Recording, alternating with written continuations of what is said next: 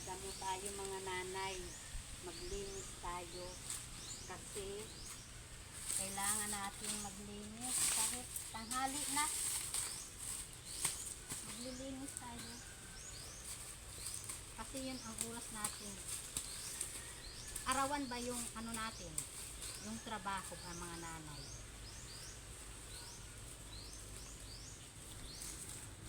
Sayang ang ating sasahurin ba? At sayang din yung araw na nakaupo tayo. Kailangan maghanap buhay tayo. Magdamo tayo sa ating kapitbahay mga nanay para may sweldo tayo. Kaya ayan, nagtitiis tayo kahit mainit. Magkaroon lang tayo ng sahod.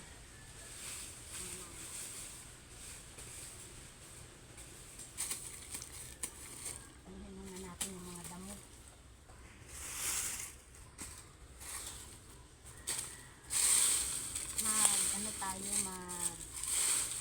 Trabaho tayo para magkaroon tayo ng sweldo.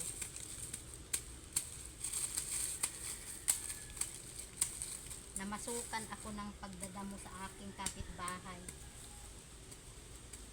Wala tayong trabaho. Kailangan natin ang pera. Ayan mga nanay ha. Sayang yung araw para ano natin. Kailangan magdamo tayo.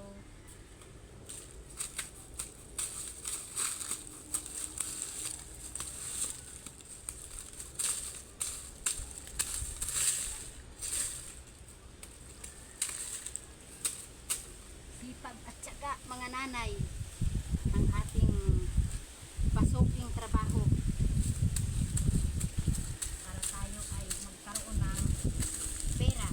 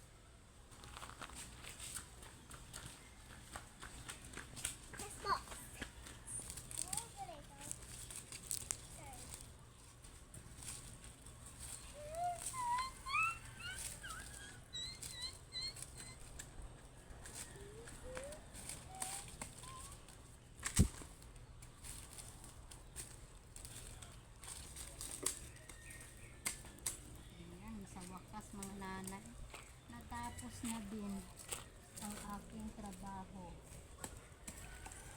Wala pang kalahating araw mga nanay, yan ay tapos na.